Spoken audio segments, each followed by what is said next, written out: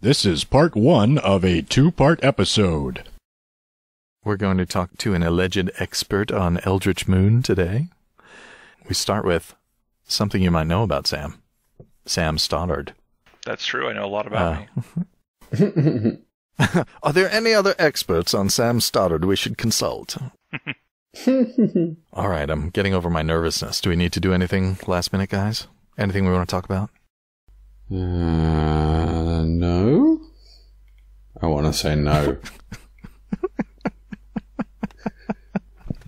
And say it. No, we do not.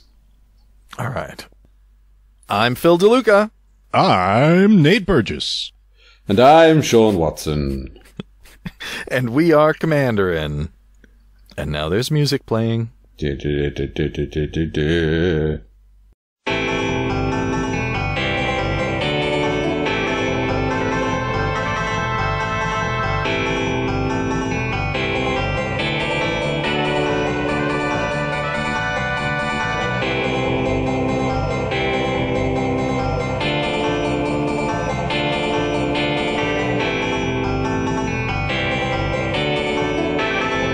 Commanderin.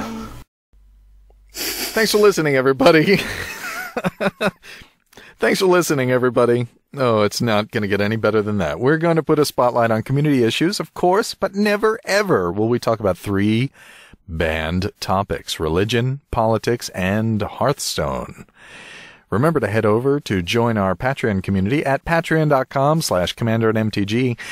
And by donating as little as $1 a show, you can participate in events like our Eternal Masters giveaway, which we'll talk about a little bit later, and help us format the show and come up with topics and all sorts of fun things. Like this week, we have a wonderful show lined up for you.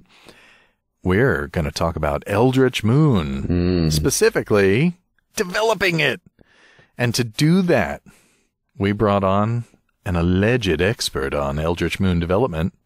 None other than, the lead developer of Magic Origins and Eldritch Moon, the rocket-fueled intern cum senior game designer, Sam Stoddard. Say hi, Sam. Oh, hey, glad to be here. I don't know what exactly I was waiting for, but glad to be here. You were overcome momentarily. Glad to talk about my favorite topic, which is, of course, me. Yeah. The things that I work on. And you work on some pretty cool things. I think so. Yeah. We're going to get all into the latest really cool thing that was released, at least. I know you're working on other things. But not everybody knows who you are. So could you tell us a little bit about yourself, like what you were up to before Wizards? Yeah, so I'm originally from Columbus, Ohio. Sweet. Yeah, it's a great city.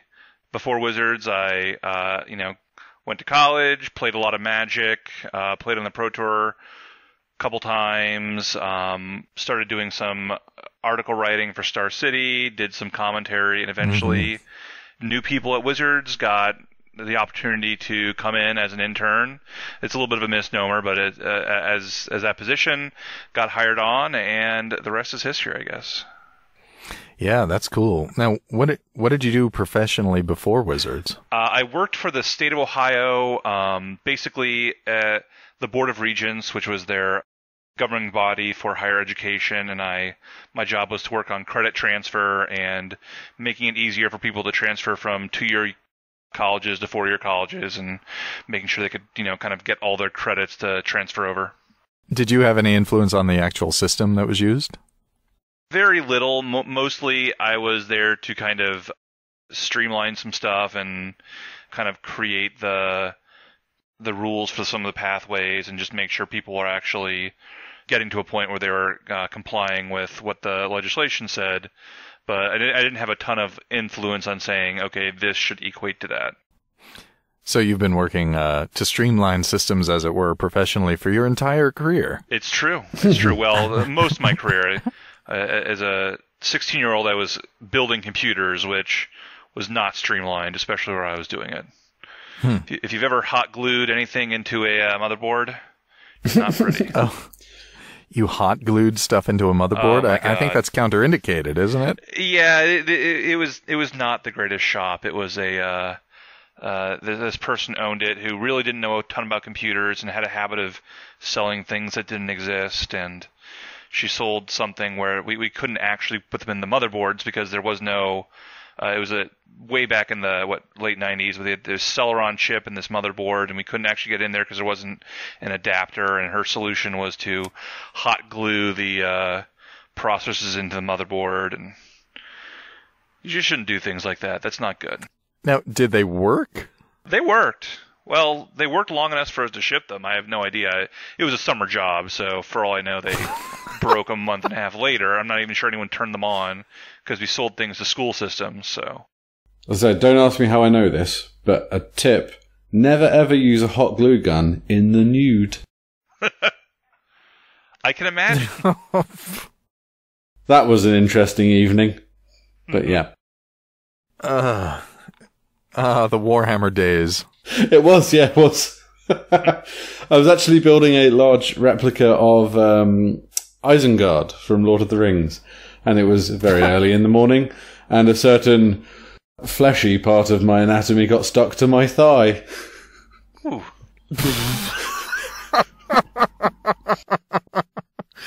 Sam, I think we were talking about how we learn new things every episode. Certainly a new thing for me to learn. Yeah. Hot tip. Oh, boy. So to speak. Yeah. All right. Well, we'll get into your career at Wizards a little bit later when we talk about our main topic. But first, some news, and there hasn't been a great deal of news in the Magic community this week, so we're going to talk about our deck review group on Facebook. Patron Mason Talley is the moderator for a deck review group, and that allows our listeners to just join the Facebook group, submit a deck for review, and then provide feedback on other people's decks. The idea came about because we were looking at each other's decks in the deck testing group we maintain on Facebook, and we went ahead and did it. We've tested the process out, and it works pretty well, so now we're actually reviewing decks. So come on by and join the deck review group. We'll provide a link in the show notes. As always, you can also join our Patreon community at patreon.com/commanderin.mtg. And again, like we said in the intro, for $1 a show, you can join. Right now, we're actually hosting an Eternal Masters giveaway contest for our patrons and a couple of lucky listeners. So head on over there. You'll get all the details by joining the Patreon community. And again, the sooner you join that, the better your chances are in the Eternal Masters contest. So let's talk about, especially you, Sam, let's talk about what we've been playing or playtesting, and we'll start it off so that you feel comfortable later on. Nate, what have you been playtesting? I got inspired by Sean Tabaris at a recent Commander's Brew episode where they were doing X spells, and I've always liked the card Villainous Wealth, and I decided to brew a deck that was designed to play it, and it will annoy both Sean and Phil. I've played against it. I can testify he's not wrong. Oh, great. Great. Because a deck that's good at playing Villainous Wealth is also probably pretty good at casting Mind Grind and Exsanguinate. Yeah, it turns out. Yeah. My Damia of the Big Waves deck is actually built to kind of maximize mana production as well. And it has Villainous Wealth and all of the wonderful X spells that do similar things. So looking forward to that, Nate. All right. Were you the guy who who was it who mind grinded somebody for like 40? Oh no, that was somebody with in paper on the playtesting group. Well, Sean, I was inspired by a deck you built recently, and of course we're talking about the Gisa and Geralf deck. How do you pronounce that? Is it Gisa and Geralf or Gisa and Geralf? I would go for the latter. I believe it's Gisa and Geralf. So it's the soft and hard G, and respectively. So the Gisa and Geralf deck that Sean built was pretty cool. It's zombie themed, and I, while I was preparing for an interview this week, I did some just strawberry fielding, just some solo play, and that was a lot of fun. You built a nice deck, and if it can get rolling, my goodness, it takes off. Yeah, like all decks I build a version of it and then keep tuning and tuning and tuning. So the version you've been playing with is very much version 1, so there's a few bits I'm not happy with. Also, there's some new cards in Eldritch Moon that when I brewed it, I hadn't seen. Right. That I've just read and went, oh my god, that's going in. So the guy that gives everyone Menace? Yeah. All the zombies Menace? The enchantment. Hell yes. I'm having a slice of that in a deck. And I quite like the new White of Precinct 6, the Liliana's Elite, is it? Yeah, that should probably go in. The aim of the deck was to try and use the sort of Demiri side of it to mass cast out of the graveyard once it was there, or keep recurring spells like, I don't know, Evacuation, Cyclonic Rift, that sort of thing, to keep the board nice and level until you can take it over with little zombie dudes. Have you seen Contingency Plan? No. Should I? It's probably in your theme. Oh, cool. As I say, I don't know if I'll ever paper it out. I feel that G&G, as I'm going to call them, are the zombie general I've always wanted. Because I thought Grim was too, Voltron-y for me. I don't really like Voltron decks. So these two, yes, Nate. I know you like Voltron decks. And especially Grim. Mm-hmm. Commander damage, good. I'm not saying he's a bad commander. I'm saying that he doesn't play into a style of commander that I particularly enjoy. So these two are going to be the thing. Now, I really should have put the individual G&G in there, but I was finding I was running out of space for cool zombies once I'd already put like Archaeomancer and Mnemonica Wall and stuff in. Yeah. So I left them out, but I don't know. Yeah, that was the one thing I was toying with, was whether or not to cut back on the sorcery and instant recursion and add G&G, the individuals. But at what point does it just become a standard zombie tribal deck at that point? I guess the Demir in me wants that instant and sorcery recursion because that's my bread and butter and how I like to play Magic, so I think it's... someone on our Patreon group said recently, Sean's not happy unless he's beating you with your own spells. And they're right. So, yay. Yeah, and in the meantime, you've been playtesting Sidri, right? I spoke about it in the last episode a bit, but I've just been tuning it. I made it a little bit faster. I had a good game against Nate's Villainous Wealth deck where I gave him a special shiny hat to wear, didn't I, Nate? Yeah, he snuck up behind me and put one of the beta versions of the Oculus Rift on my head. Then gave me a bunch of bad advice. It made him really happy because he was beating me with my own spells. Arkham Dagsum into a Mindslaver was good fun. And then cast Nate's Blatant Thievery to take Charles's Ashnod's Altar to sacrifice all Nate's stuff down a big Ashnod-shaped hole. And Nate, you really shouldn't have cast Exsanguinate for 0. Yeah, that's happened a few times with this deck. Yeah, you should really put some mana into that. But yes, Sidri, I'm loving. I'm absolutely adoring that commander. It's wonderful deck to play. I'm sad I didn't do it sooner, but happy I've got it now. So, Sam, this is kind of a weighty question for you, depending on how you take it, but what have you been playtesting recently? Well, certainly there are a lot of things I can't talk about. A lot of future sets. It's interesting to see just how many years worth of sets I can end up playing in 1 week. Whether it's, I'm trying to think of, within my time at Wizards, the most ever was probably like 3.5 years worth of different sets when it's like FFLing with stuff that's coming out very soon versus being on like an exploratory design team for a set that starting on one of those where it's like, okay, it used to be after a year of exploratory design, it would go into a year of design and then basically a year of development, and then it would have to wait about 6 months after development ended to come out. So all of a sudden it's like my first starting there in 2014, and very soon after that playing what's the starts of like, Battle for Zendikar at that period of time. So that's the kind of length of time that goes through things. It's pretty crazy. Is there actual playtesting during exploratory design? Yeah, a lot of what exploratory design is, initially it was more like, let's try to figure out what all the stuff the set's going to do is, and I think that was just less successful, and now it's more of a shotgun approach of like, hey, here's the idea of the set, and here are some of the themes. Sometimes it's a world we're going back to. Sometimes it's a world that's brand new and we have very little information on it, or we have a top line thing. So, for something like Theros, the top line was it's Greek world, and we have to figure out, okay, what does that mean? And so the thing that exploratory design really does now is, okay, let's just try a bunch of mechanics out. And so, we talk about stuff, come up with ideas, and say, okay, well, this might be fun.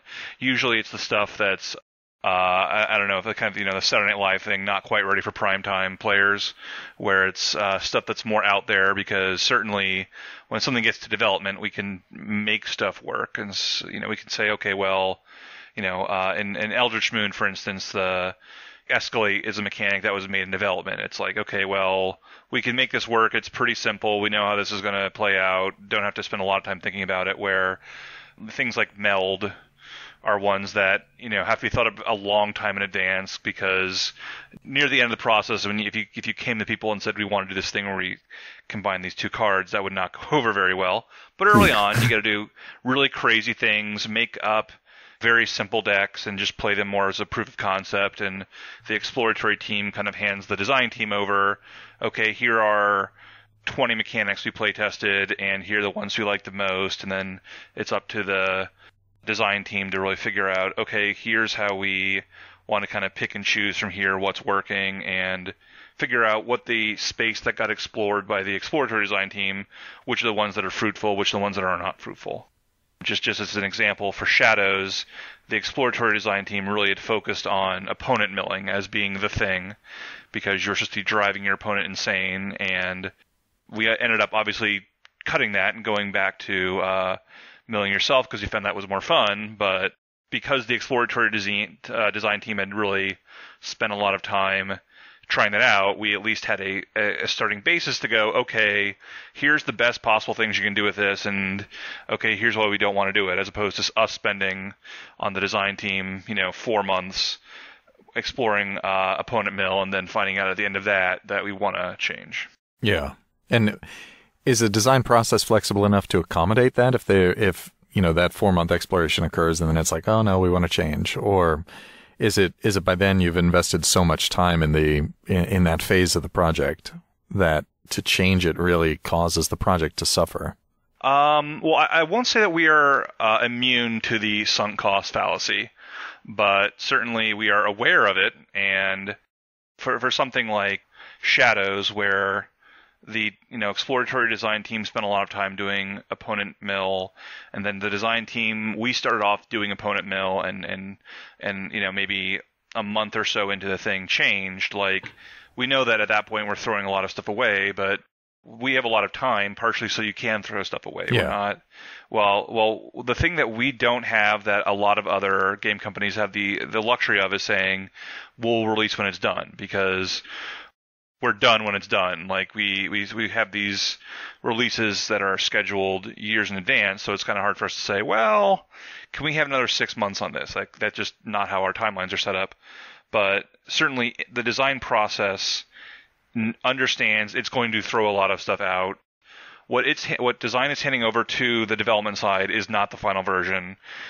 In Eldritch Moon, as an example, the only mechanic that remained from design that went in development was meld. Both mechanics that are in the set now got added in development, so there was just a ton of stuff that got taken out of the set as a result of that, and we kind of build that into our timelines and understand that that's going to happen. And we prefer that not happen, but with the way that things go, and playtesting and different eyes getting on people, it's just an inevitable thing that will end up occurring. And if you try too hard to save everything, then things are just not going to turn out well, and you're going to end up with a product that nobody's really happy with in the end. Right. Do you store abandoned designs? Do you store them in like a vault that you can dip into and say, hey, we've designed something like that similar in future sets? Regrettably, the vault is mostly in Mark Rosewater's head, which is not the most useful place for it. We do have a wiki that has a lot of vault information. I will say that we are not the greatest about having like the one page that has, okay, here are all the things we tried that didn't work out. A lot of it is just, tribal knowledge and stuff that, we're playing something, we did try something like that a couple years ago. Why didn't we do that? And ideally someone remembers either, sometimes it's like, well, why didn't we do that? And it was like, oh, because it was horrible and it was unfun and everyone hated it. Or sometimes it's, why didn't we do that? Well, the set that had come out 6 months earlier had done something too similar, so we couldn't do it. Or, sometimes there are things we didn't do because of a rule thing, and then the rules have changed since then. As an example, having DFCs. That's double-faced cards. Having DFCs as legendary characters was something we didn't do in the original Innistrad, because DFCs as legends is really bad under the old legend rule, due to the fact that if you have your DFC werewolf on one side with a name, a legend, and I've got it on the other side, it's just this weird kind of game of chicken, and things blow up, and so we were like, yeah, we don't want to do legendary permanents that way. Then obviously we change the legendary rule. All of a sudden we open ourselves up for that, for legendary lands, for something we had not done for years because of how kind of horrible the whole legend rule made legendary lands, and the fact that you could wasteland somebody before they could react to it was just super bizarre and weird. So we changed that, and all of a sudden in the last few years we have printed a couple legendary lands because it's a useful thing to work on and to balancing point. And now that the rules aren't horrible with it, we can actually do it. Very cool. On this podcast, Mark has said numerous times that he wishes that the legendary rule wasn't exclusive because it deters playing multiple copies of a card. How do you feel about that? I know Mark feels that way. I think I really like the legendary rule. I like parts of it. The problem is there are definitely legend cards we make as legends, either for Commander or because they're a story character, and it's like, yeah, I wish we could play 4 of these, that'd be cool. And there are other ones where the thing we get to do with the legendary rule is sometimes, there's a card where it's like, it's not a legend, and this happened with Nykthos, it's not a legend, and it's like, yeah, it's just too strong, how are we going to balance this? And one way to balance a card like Nykthos is to say, well, make it into a legend. That way people can only have 1 in play. They're less likely to play 4 on their deck. Didn't have to happen with that one. People just did play 4 anyway. A card like Thalia, the original Thalia, perfectly fine legend, totally fine. You turn that into if you take away legendary and make it into just like an all upside tag, then all of a sudden we can't make a card exactly like that. We'd have to, maybe add some text to it that says, you can only have 1 of these in play at a time, just because rules get weird. Or also any card, Alhammar's Archive is an example of a card that became legendary because it turns out that having 2 of those in play, when you double things, doubling it's big. So we started playtesting with it, and I think that originally it was 4 mana and non-legendary, and it was like, okay, play this on turn 4, turn 5, play another one, cast Magmatic Insight, discard a land, draw 4 cards, and it was like, oh boy. All right, well, legendary it is then. So as someone who's more concerned about balancing things frequently, I do find it to be super relevant and something that comes up enough that I'm pretty happy leaving it as it is. But certainly, if we lived in the opposite world where legendary wasn't all upside marker, and someone had said, hey, why don't we change it so you can only have 1 legend in play at a time, I would say that's stupid. Why would we make something all downside? So it might partially just be, where I'm starting from and what I'm used to, but, currently I do like doing it. So you find that the legend rule allows you to sort of push a creature now and again, or even a land or enchantment, as it were.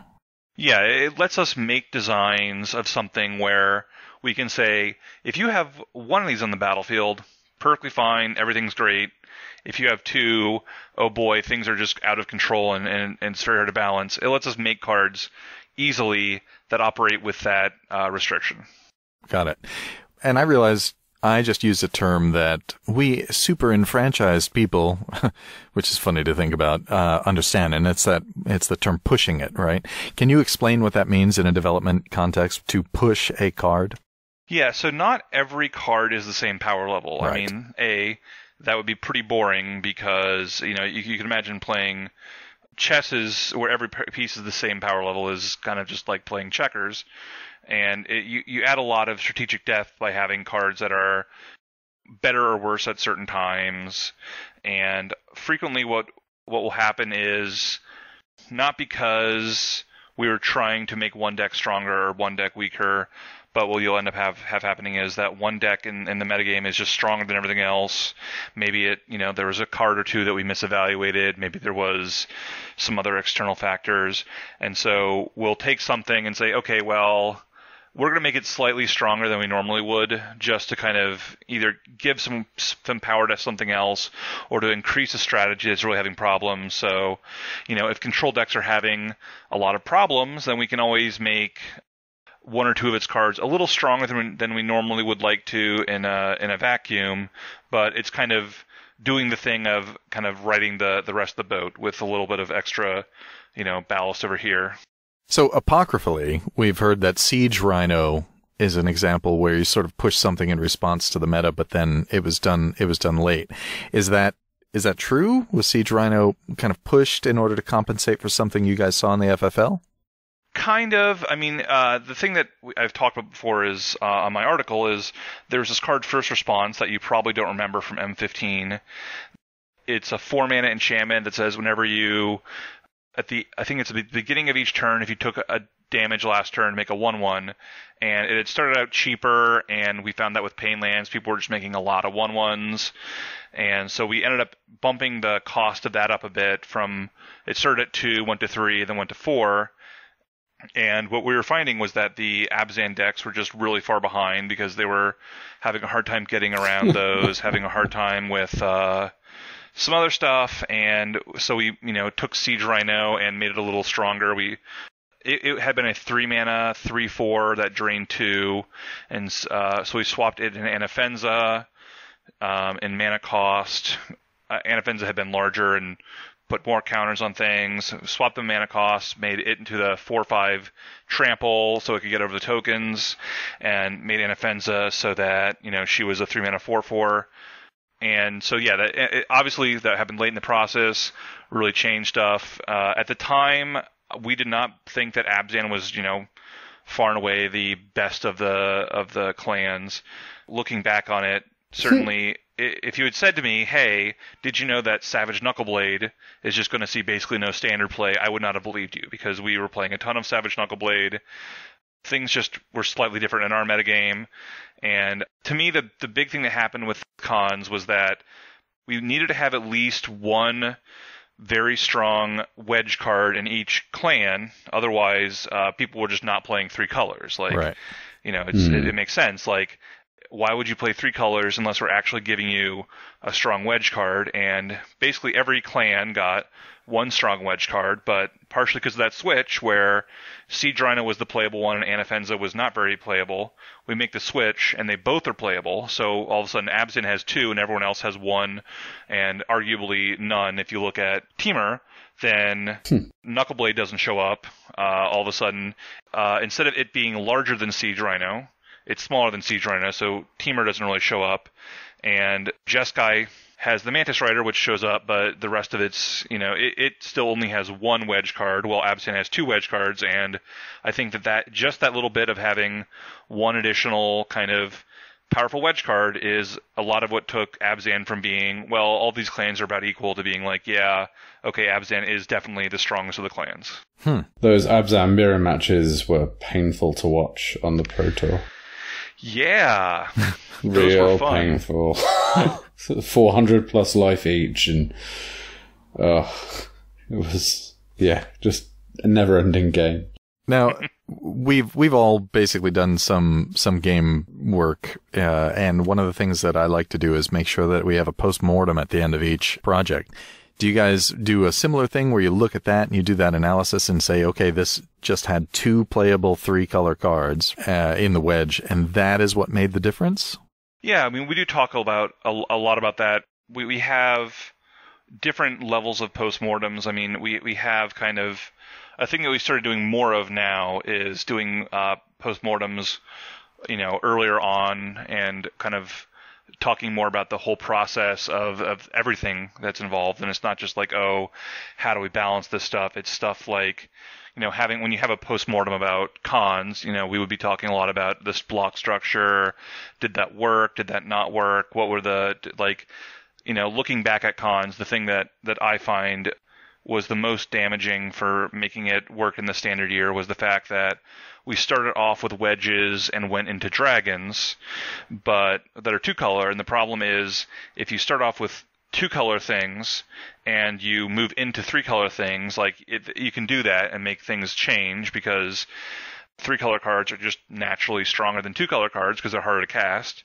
And when you try to go the opposite way, it's difficult because we're not going to say, well, we'll just add Wasteland so people who want to cast 3-color things don't get to cast their cards. And wasn't something that we were necessarily thinking about as we were starting on it. But, in hindsight, yeah, maybe if we had said, okay, the first set are these 2-color clans that turn into 3-color dragons at the end, or something like that, that would have done been much easier for us to create a year where everything was kind of more balanced and fluid. And certainly as the development team, we do definitely talk a lot about, okay, what happened, what is going well, what's not going well. Usually around the time of the Pro Tour, we kind of look at, or I guess it's actually a couple weeks after the Pro Tour, we look at how Standard is doing and kind of, what the variety of decks are and compare that to what we predicted from a year earlier. So, right now Eldritch Moon is the next set. So a couple weeks after the Pro Tour, we'll have a postmortem that basically talks about, okay, here are our predictions for Eldritch Moon. Here's what's actually showed up. But then at the same time, we'll also have a meeting that's basically looking at a future set and saying, okay, here's what we're predicting this set's going to do. And, that set is almost a year out, so we're going to be wrong on stuff. But it's mostly saying, okay, just getting something on record so we can say, here's what we have a clear record of, here's what we thought was going to happen, so we can't change our story later on and say, well, yeah, we knew Abziano was going to be the best deck. That was clear. I mean, we want to be able to say, okay, here are our predictions and see how close we can get, and trying to make sure that we are thinking about things correctly and making good decisions with theoretical data as opposed to just kind of every year doing this and just saying, oh, whatever happened, and acting as though that was the right decision, even though we know that we're not going to always make the right decision. So did you guys predict that white and green and Bant would kind of be dominating Standard right about now? We did not predict that exactly. We definitely knew that white was strong. The big thing that was different for us was we were expecting a lot more Atarkas, and I'm not exactly sure. I mean, we saw this going on for a while especially when the red green goggles deck was big. Yeah. And so what we were finding was, oh boy, people are ramping into Atarka a lot, and it's really just smashing all these kind of white decks and all these cheap white green decks. And we try to do things to compensate. And obviously in this case, things that we were finding fruitful to do with the red green decks didn't really show up. Things like certainly before Shadows, there was a lot more. We were expecting, what's the name of the card? The 4GG put a 1. It's a card from Cons. It's like a summoning trap variant. See the Unwritten? Yeah, See the Unwritten. We were expecting a lot more See the Unwritten. And so we were playing a lot of See the Unwritten decks with Eldrazi and Atarkas. And so it was just like, boy, this has been... And we moved into this, and there was a lot of very good ramp stuff. And we're like, man... boy, this, everyone just keeps playing Atarka on turn 4. So it's really hard to play an aggressive deck in this format. We make some adjustments. At that point, we're still playing Atarka decks a lot, so we're not super worried about what's going on with the white-green decks. We think that everything's relatively balanced. We end up, of course, missing a few cards here and there. Yeah. And We missed some up and some down, which we're expecting, except in the way things fell here. Obviously, white-green ended up with a lot of the things that we had aimed somewhere and we missed high, where they are stronger than we expected. And a lot of the other colors had cards that we were kind of expecting to show up and just haven't really found their niche. I mean, I'm hoping certainly that with Eldritch Moon, what we'll find is we certainly added things to green and white, but I think my hope is, of course, that what ends up happening is that the other decks were kind of a little too far below the line, and the amount of stuff we added to green and white doesn't do enough to kind of just do the value over replacement so much that the other decks that are getting cards that were way above their value over replacement kind of keeps things a little more balanced and gives you a lot of options. I mean, certainly we've added a lot of very powerful things, especially in blue and black, I think, in this set, that will ideally, put the control decks at a point where they actually have the resources to kind of play strong card drawing spells and things like that. And Delirium decks certainly have gotten a ton of great cards. So even though it is still green, I think a green-black Delirium deck is quite different from the green-white token decks you've been seeing play. And obviously we've got all these Emerge decks. So if someone's playing a green-blue Emerge deck, that might also be different enough from white-green tokens or something that even though we still see a lot of green in the format, the decks are at least very fluid and things there are changing, so it doesn't feel as though we've kind of what's going on now where it's mostly very, very heavy white things. Adding Tamiyo is certainly going to do nothing to get people off of Bant until rotation, though. Well, it's true, though. I will say that Tamiyo, if Tamiyo pushes out Collected Company in some decks, then I'll be okay enough with that at least people are doing different things. Certainly, it is, if we were not expecting people to play both Tamiyo and Collected Company a ton in Bant decks, just due to the fact that they're both 4-drops, and Collected Company really wants to have a critical mass of creatures, but, we'll see. Well, speaking from a commander perspective, Bant Super Friends decks really needed an extra help. So cheers for that. Yeah, they were at a significant disadvantage. Yeah, I mean, doubling season into a free omniscience with why not have Ancestral Recall on it just for good measure as well. Yeah. Brilliant. Now, great. Sam, we normally start out asking this. Do you actually play much Commander? I don't play much Commander now. I played it many years ago before I started working at Wizards. I played a bit of it.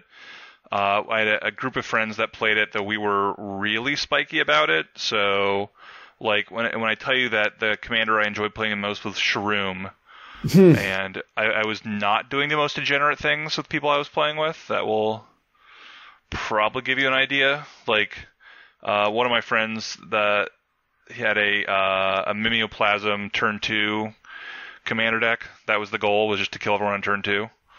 So, not necessarily taking the slow group game aspects of Commander that many people like, more of what's the most degenerate thing you can do with given these parameters. That's exciting.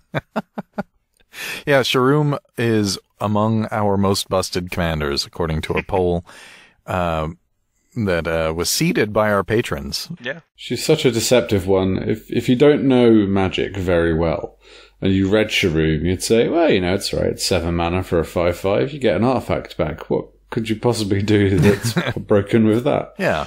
Right. Yeah, there's nothing to that. No.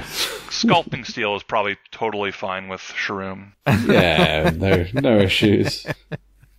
So how does the development team, this is sort of related to the discussion of essentially the future league we were talking about.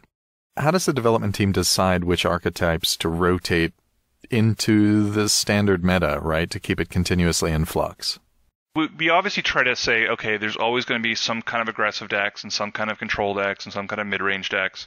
Occasionally, we'll kind of put our fingers on the scale a bit to pump something up if we're trying to highlight what the new thing is doing. I mean, certainly the Conjure, for instance, there was a lot more mid-range, but part of the reason for that was that our goal, as a development team, design is like, okay, we have this wedge world, and that's the big thing, and creative has built a world around wedges. If the standard environment is just all monocolor decks, then something's going wrong, because why are you supposed to be excited about Wedge World when we're not really making wedges good? And so when part of the thing the development team is supposed to do is say, hey, how do we make this set's themes work?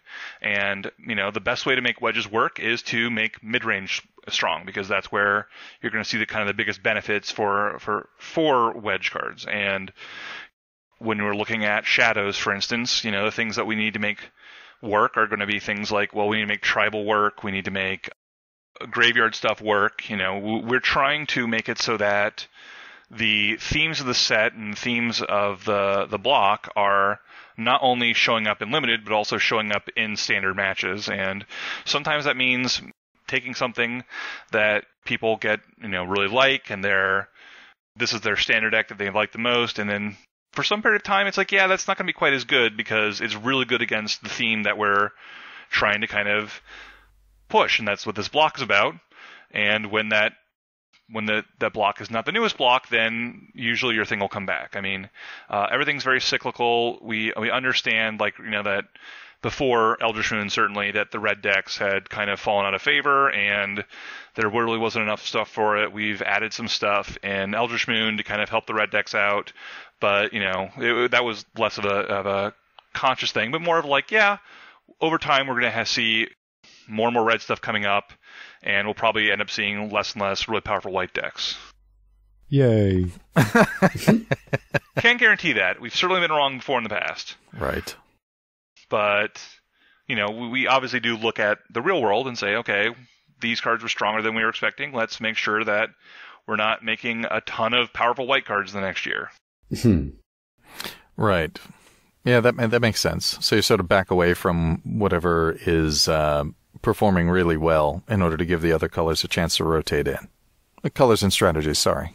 Right, and this sort of, you saw this happen a bit actually with current standard, where one of the problems with blue was that Jace Vryn's Prodigy was so strong that we pulled back probably, in hindsight, further than we should have on blue stuff. We were very worried about the blue Madness decks, because having the strongest card in the format being a blue Madness outlet was very strong with those decks. So if all of a sudden, if you make the circular logic instead of the blue counterspell we had, then you'd probably have seen way more blue happening over the last few months, and people would be saying, it's the alternate timeline thing of, you watch, you ever see the show Sliders, where every week they went to a new world where something very minor was different, and usually it was something really stupid, but it's like, oh, in this world, we never dropped the nuclear bomb, and so which has somehow caused a comet coming towards Earth to destroy anything, and if we only had a nuclear bomb, we could destroy it, and so they have to solve that problem. But, in every one of those worlds, no one ever thinks about, they don't spend a ton of time thinking, oh, what if, what if FDR hadn't been assassinated in 1938? Would we have gotten into World War II? Who knows? That's they don't spend a ton of time thinking about that exactly. And so, you think about standard, and we're saying, boy, this green and white deck is really oppressive. You don't think about the world where everyone's saying, boy, this, blue Madness deck's really oppressive. What were we all thinking? Couldn't you make the white card stronger? That's just what we have to live with, and we make these decisions, and we try to get it to a point where we don't know what the strongest deck is, because if we can figure out what the strongest deck is relatively easy, then we put it out to the hive mind of Magic standard players, and they're going to solve it real quick. Yeah, have you guys calculated how many minutes after release it takes before the community has played more games than you have in your entire development process? Oh, who knows? It certainly for limited games, our average set, I want to say, between design and development probably gets somewhere around maybe 60 total limited playtests.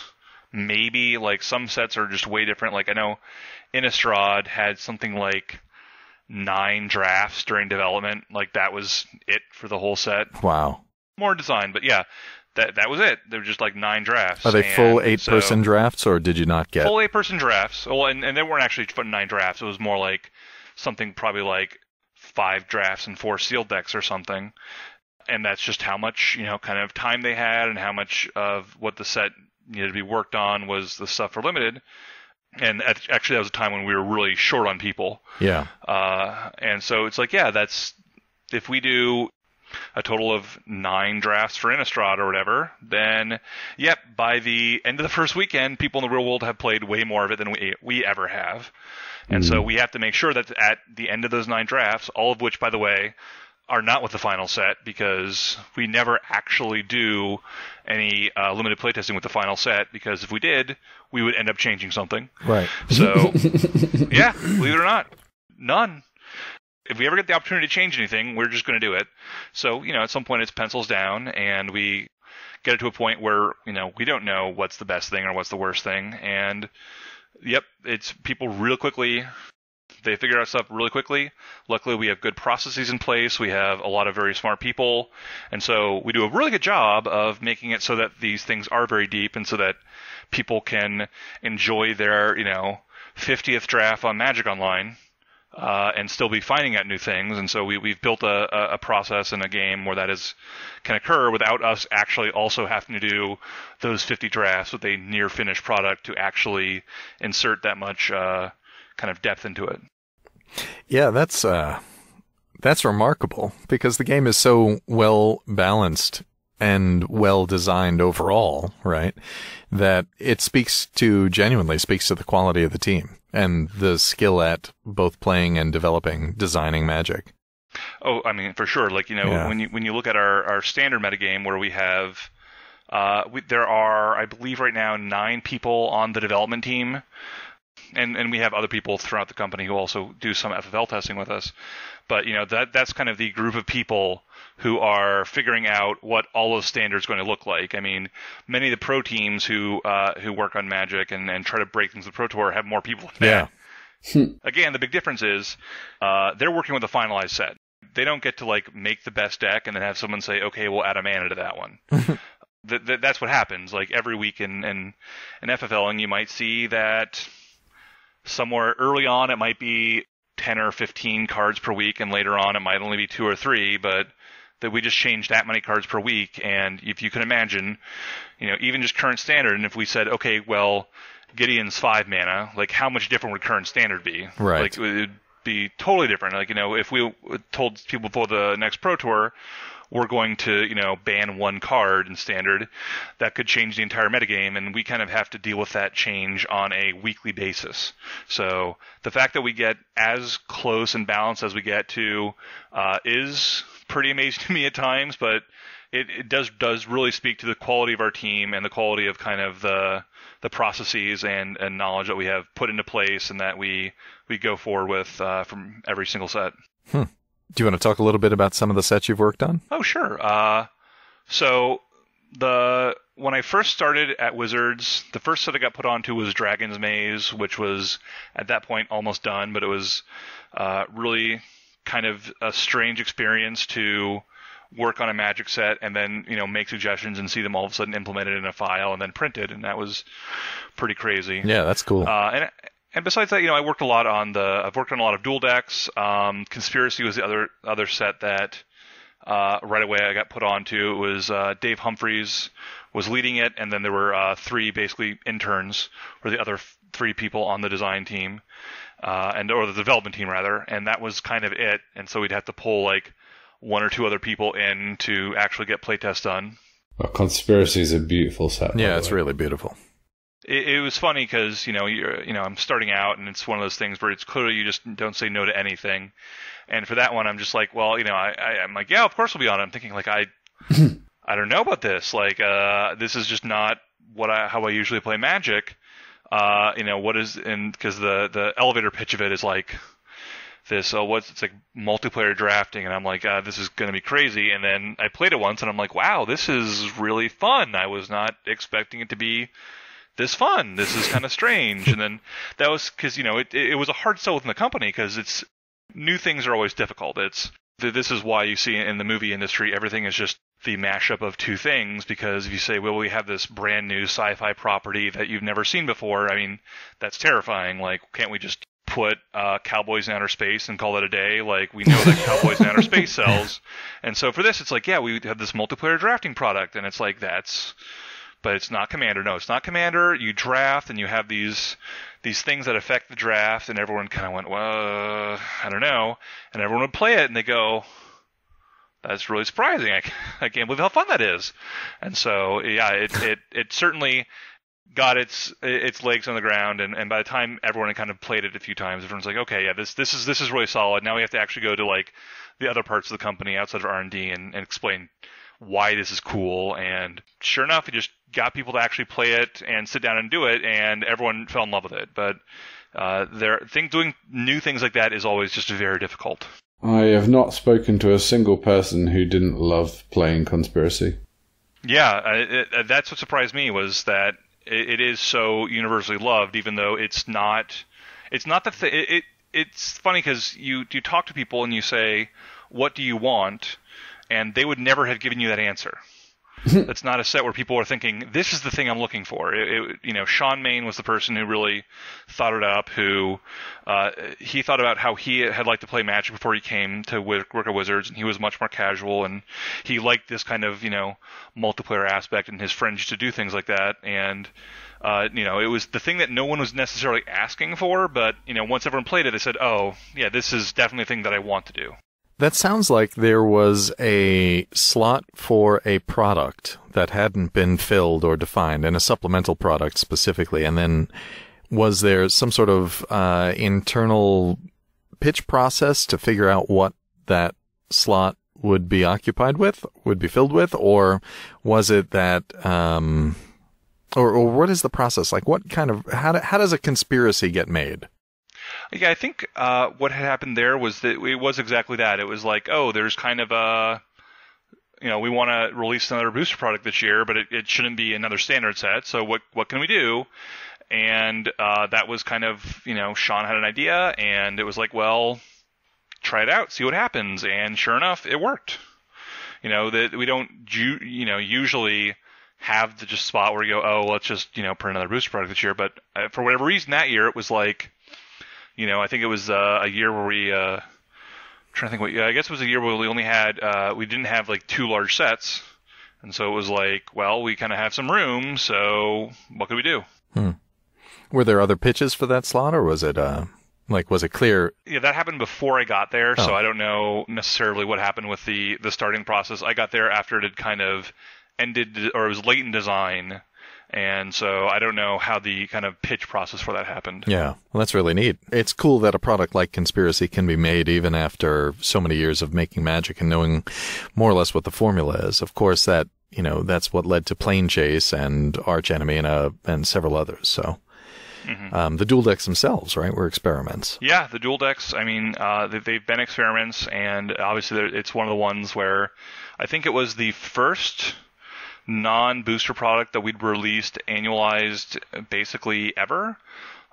Before we had a lot of these 6-deck products, but they were always basically these learn to play things, or there were theme decks, and this was really the first time where it's like, what we need to have is something where if you are a Magic player, you can buy this and play with people who are not Magic players, or if you're someone who likes playing Magic, but you can't really necessarily keep up, or maybe you used to play Magic, instead of having to go to the store, especially at someplace in mass, like a Walmart or a Target or something, and you want to buy something that's Magic, it's like, well, I could buy this, booster packs, and we could try to make decks, but this is something for that player that maybe just wants a kind of a experience that is put together for them, that's pretty well balanced for them, that's going to be fun without having to make their own deck. Sure. I work with young people, 13 to 18-year-olds. A lot of them are from pretty chaotic backgrounds and stuff. And dual decks, Heroes, Monsters, Speed Cunning, and Eldrazi versus Zendikar I've used exclusively to teach people how to play Magic who still play Magic now, and found it a really sort of focusing thing. So I'd say thank you for those 3 in particular I know you worked on. Yeah, I'm glad to hear it.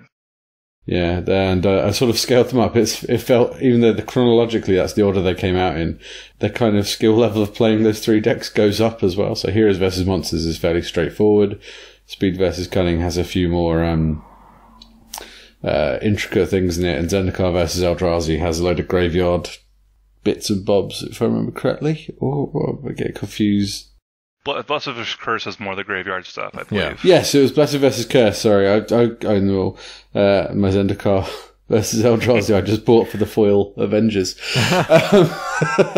But yeah, so they're really good for teaching people if you don't have the time to build your own teaching decks. Well, it's good because especially if they play with the same deck, they learn how that deck functions and what each of the creatures, what each of the spells does. And I've found that limits the overall complexity. It's usually better to start with if it's a brand new person, for example, I found it's usually better to start with one of the 30-card sample decks, and now they're called, what are they? Welcome decks. Welcome kits. Yeah, the welcome kits. Just start with one of those and then later add a few more cards, maybe with a booster pack or two. But as an intro to, okay, now let's take at least one of the training wheels off. The dual decks are great for that. They're not by any means simple. I think they provide that multiple layers of complexity that I think Wizards wants in a product. Because you can either play it straightforward like a super sample deck, or you can, over time really master it, know when, and pick the perfect timing for each card. Yeah, it's good. The group I'm now playing with in paper mostly thinks that the Zendikar deck is weaker than the Eldrazi deck, but I think it's because the Eldrazi deck is more straightforward and the Zendikar deck requires a lot more finesse and skill to pilot. Not that these people are unskilled, it's just if you give the deck to somebody new, like I gave the Eldrazi deck to my son, he actually has a chance to win because he's driving Eldrazi. He can punch you with a giant creature. Yeah, it's an interesting thing. Often people will complain about the balance, and they'll say, I'll see these messages where people are saying, you guys are so dumb, this deck is so one-sided, there's just no way to beat Zendikar. Someone else will chime in and say, you're right, they're dumb, but so are you, because actually Eldrazi is the one that no one can beat. And so it's like, okay, well, as long as everyone's telling me different ones, we're at least in a better spot. Like, the ideal spot, as everyone says, is perfectly balanced. It's very rarely going to actually happen. But, when different groups of people are telling you that the other one is the super busted one, it's like, okay, at least there's something going on here where there's enough kind of back and forth and give and take in these that they're pretty close. Yeah. Yeah, well, we're looking forward to Nissa versus Ob Nixilis. That should be fun. Yeah, that's a good one. Oh, so many questions that you can't answer. Ob Nixilis will win. Ob Nixilis is totally busted. All right. Now, you've done both design and development, right? Yes. So how would you describe the difference between the two? Design is more about big ideas as a whole, I would say. It's a lot of times when you're working on the design of a set, we know what the creative is, or at least have a really good idea of what the creative is. We don't necessarily have the legendary characters or anything, but we know what the world is about. We often, late in the design process, is when you start seeing concept sketches and things start coming in, so you kind of have an idea of what things are going to look like and what you're trying to tell, and you're usually trying to kind of think outside the box and figure out how do we make this set that really is expressing these ideals. When we're talking about something like Innistrad, it's a set that you're trying to express the idea of Gothic horror, and when you get to Eldritch Moon, it's a matter of, okay, well, how do we express, cosmic horror in a similar way? How do we show off that the Eldrazi are here? How do we show off all these things that are changing and these Emrakul mutations, and that it's kind of the even darker version of all the things that are dark versions of other things in Innistrad? Like, how do we show that off? And then you get to development, and a lot of it there is frequently just more about gameplay and, how do we create interesting decisions? How do we balance out the needs of creative and story versus the needs of not just standard, but just the gameplay as a whole?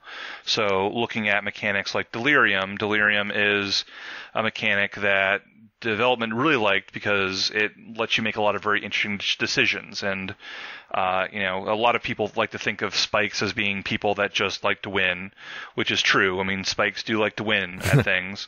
But what makes them happy is when they get to win by making decisions. And so Delirium's cool because you get to build your deck around the idea of how do I get to Delirium. Like, it could be a random thing where I'm just going to play this in a regular deck and maybe I'll get there. Or you get to make these decisions when you're drafting or, building your deck of saying, well, I've got enough sorceries in here, I need some instants, or, I don't really need to play Evolving Wilds from a mana base, but I want to put it in here so that I can get one more, type closer to Delirium. What's an artifact I can find to play that I can figure out how to get in the graveyard? That way my Delirium will turn on. So a lot of development is thinking about that and just redesigning a huge portion of the set to be like, okay, here are the broad strokes that design has kind of thought up. How do we get those to actually work?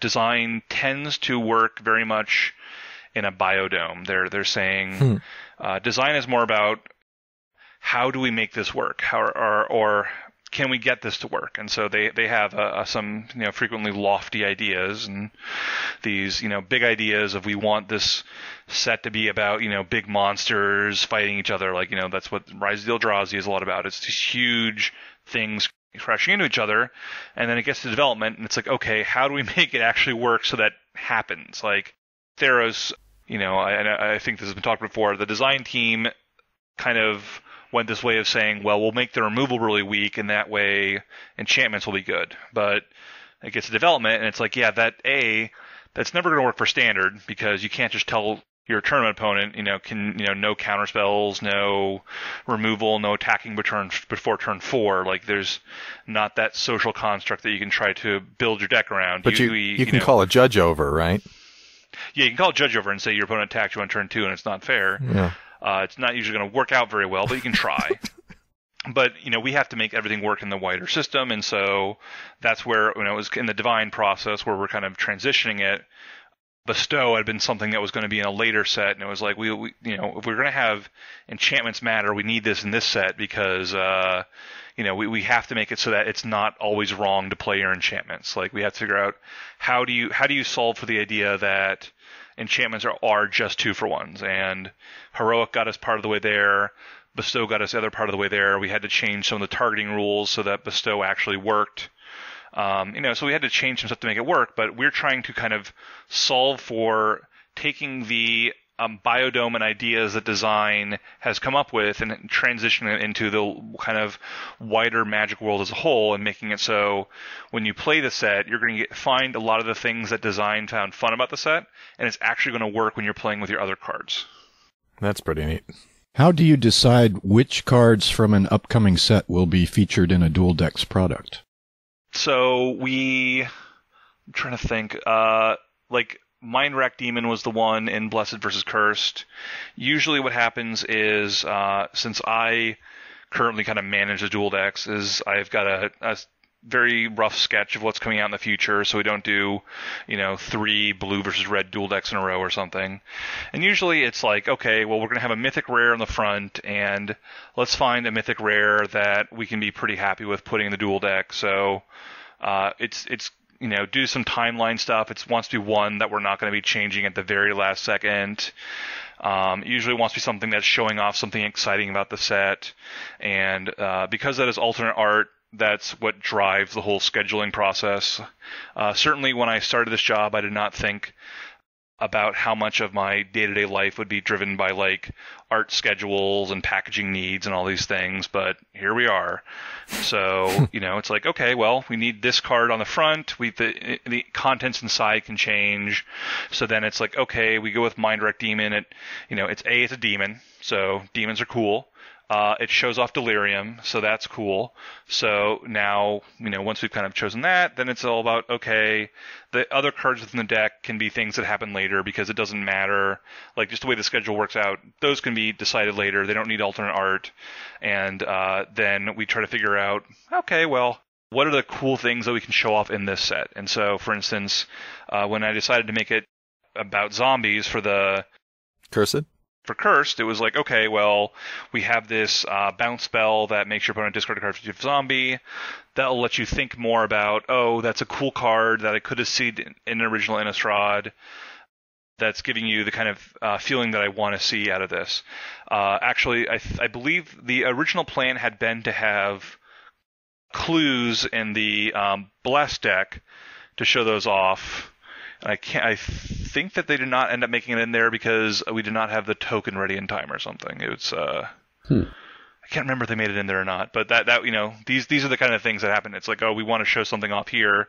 What can we show off? And certainly we wanted to show off humans because, again, tribal was a very important part to Innistrad, and so therefore we want to make sure that these little highlights are showing up in these products. Why did you choose Geist as the front card? Geist of St. Traft was a card that we knew we were not going to put into the Return to Innistrad. I mean, it's a popular card. I'm glad we made it the first time. One of the things we really learned from the original Innistrad was that hexproof on small creatures, specifically small creatures that attack for 6 damage on turn 4, is something that we should avoid. So it was a card that people thought about for Innistrad and were excited by, and something that I thought people would be excited to see alternate art for, and something that really would, for people that, when we do these dual decks that are return to planes, one of the things that we're really going for is people who maybe have lapsed out of Magic. We want to give them something they can remember fondly, and I think for a lot of those people, the remembering Geist of St. Traft being this very powerful card and this very popular card at the time, and seeing that in the front of the dual deck is something that is exciting and something that they're walking through a store, a Walmart or a Target, and they see Geist of St. Traft in the front of a dual deck, and they see Innistrad in the name, then that's something that's going to get them excited and something that's going to, incite them to buy that dual deck and maybe, get back into Magic. And these are the kind of, things that at least I'm thinking about when I'm putting these face cards together. And the Geist's power level killed the Tiny Leaders format, so good on it. Poor Tiny Leaders. Yeah, no tears wept in England about that. We've been talking a lot about the process. Nate, do you want to read Jason Hill's? Patron Jason Hill asks, how do you decide when an existing trigger gets a name? For example, it seems like Landfall existed before it was called Landfall. Well, when we're working on a set, specifically in design, they're trying to make a world about something. Zendikar was a world about lands. And so we needed a way to be like, hey, you should play lands. Usually you could do that by just saying make everything really expensive. Not always the way you want to go for it. And so instead it was like, well, what can we do? We want to give people a cookie for doing a thing. And the cookie we decided was whenever you play a land, do something. Yes, we'd done that before, but by kind of putting a name on it and making a lot of cards have that, all of a sudden it is, well worthy of having this spot in the set, and it makes it a lot of what the set's about. And so, we try to limit ourselves. We kind of crept up way too far in the past with how many keywords we had, and we're trying to kind of get it back down. I mean, the humorous example is the time spiral block. I'm not sure the exact number, but I think by the end of the block we had doubled the number of keywords in existence or something. and that that was kind of a tongue-in-cheek thing. That was done as a homage to previous Magic, and for reasons that I'm sure everyone thought was a really great idea at the time. I love the block. There's a lot of things I like about it. I don't like the number of keywords that are like, a ton of cards in Future Sight each have their own keyword. It's the only card it ever appears on or ever will appear on. And that's cute, but not something we want to do. So, moving forward, often it's, well, what can we find that people have done before that we can kind of put a new name on and kind of solidify it as a thing that is going to be easy to build decks around. Prowess is another example, or Menace, of things that we've done plenty of times before, but once you actually put a name on it and we can use it more, all of a sudden it becomes something that's easier to put into people's headspace and to really make a important reoccurring thing for a block or for Magic as a whole. Is Lifelink the first example of that? Is Lifelink... Lifelink, probably not. Well, there was a point, I forget what year it was, or one of the early core sets, maybe like 5th edition or something, or 4th edition, we took a lot of things we'd done a lot of before, vigilance, haste, and we gave them keyword names instead of writing it out every time. And I remember actually playing then a lot of people complaining that they preferred the name celerity to haste, so they were mad that that Wizards had gone with haste. But they liked calling it Eternal Warrior and not Vigilance, for instance. Like there's some amount of that. But it was also like, well, this feels kind of kiddie thing that we're putting this weird that you put a word and then you add the rest in parentheses and it takes up more space. But obviously in hindsight, being able to say this creature has haste as opposed to the creature that can't be affected by summoning sickness can use his tap ability in its first turn. It's much easier to just say haste, vigilance, and stuff. And I think those were some of the first ones that got it. But yeah, I mean, over the years, lifelink, Future Sight, actually, one of the things added was Death Touch, which it's now hard to remember that that was a future shifted card because there had never been Death Touch before, and we added Death Touch, and it's very simple. It's much easier to say these creatures all have Death Touch as opposed to they all have some words that act like Death Touch, but usually there's some slight difference that's basically imperceivable until it comes up. When will Megamorph become an evergreen ability? Oh, God. Move along, sorry. Yeah. Megamorph. Just on that one other thing, this actually occurred with Reach. I think it was sometime in Urza's block, we changed how we templated things, and there are 2 spiders. One, I think, was in Saga, and one was in Destiny, that interact differently with Falter, due to one can block creatures with flying, and one blocks as though it has flying, which are, and this is the kind of thing that taking a bunch of things that look very similar and putting a keyword on them helps prevent. When you guys are choosing abilities for creatures and really costing those abilities and costing those creatures, and I should say, when you're costing a spell, period, is there any kind of a formulaic process that you use? Like, for example, it's pretty standard to say that for most colors, 2 generic mana will draw you a card.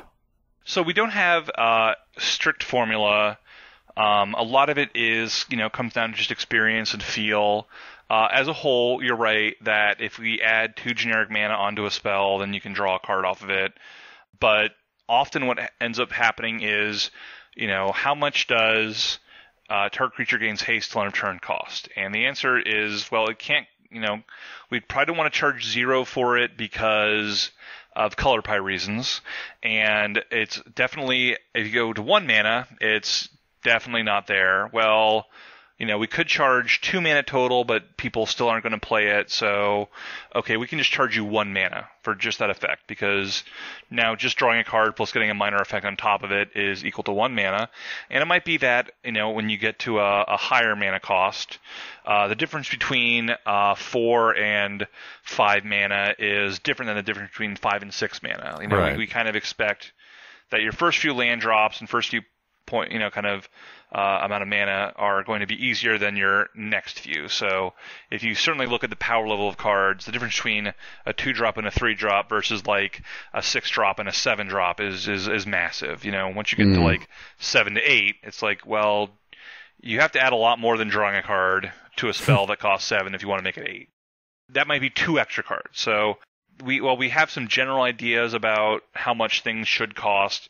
They certainly do not scale up linearly through the mana system. I was going to say, what about when you get to 13 mana? You'd never do a spell like that, would you? You get a lot for 13 mana. Not a little bit.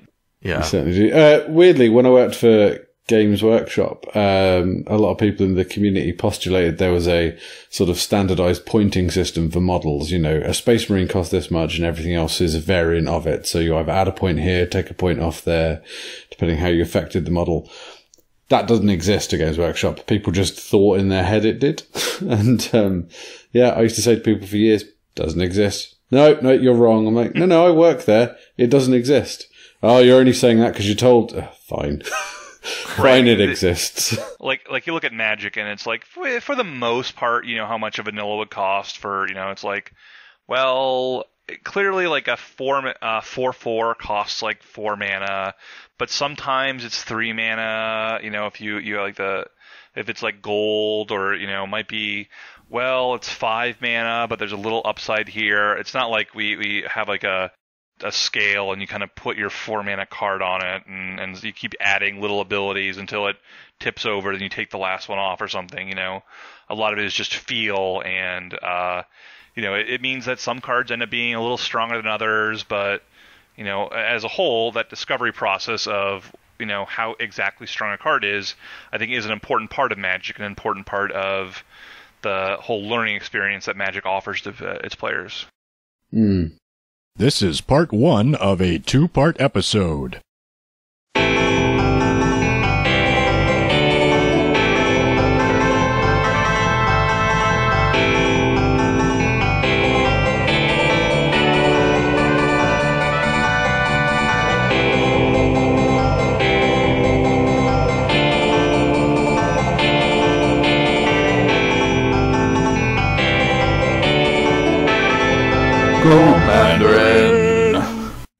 So what advice, with all of your super advanced knowledge, what advice do you have for people going into the pre-release weekend?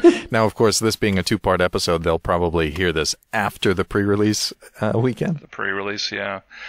Yeah, the biggest thing here is don't underestimate Emerge. They are very strong cards, but you don't necessarily have to just have the actual blue mana cost, especially in sealed. Like, for instance, the Griff that is, just a 3/4 flyer that enters battlefield, draw a card.